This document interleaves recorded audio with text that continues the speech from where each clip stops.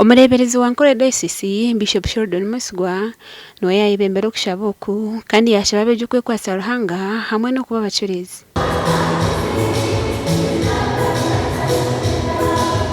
Iyo mwana we gira okwikiriza okwera kwawe nukurga Ruhanga oshomere washomesebwa wayetebekanisa gye gira okwikiriza. Oguhona yayahanangiriza abazaire okuhamira hakukora emyoga yabo kutari kweganya.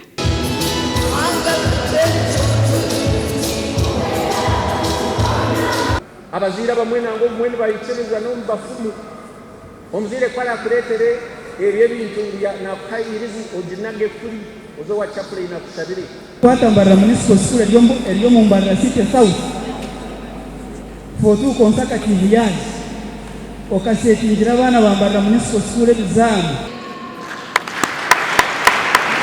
Omugandi abeegi b'ekyamushanja h'ishomero rya Katiku Primary School omu Nyakaija Mbarara City South bashabwe kweyikiririzamu ahakubashabira ngu bahikye ebijuzo byabo bya PLA. So as we are here as the blessing of the candidates, so let us offer them very specially in this Holy Mass and praying for them.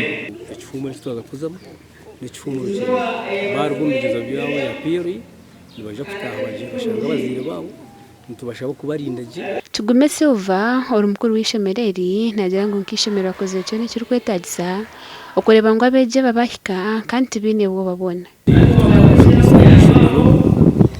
Tubikozere abaana bakozere ebigezo bikumara tibaine bwoba batendekere gye kandi tuine bwoba habwo abeegi aba tubatebekanise kurungi tubaburize tubagerize. Abeegi babiri nibatwaza gye omu ishomero eri hoona baheebwa ebirabo. Abeegi b'ekibiina ky'amushanjani bija kukora ebigezo byabo aha 8 na 9/11 omwaka ogu. Aha bwa TV West, ni Susan Charles Sima na El Akiza.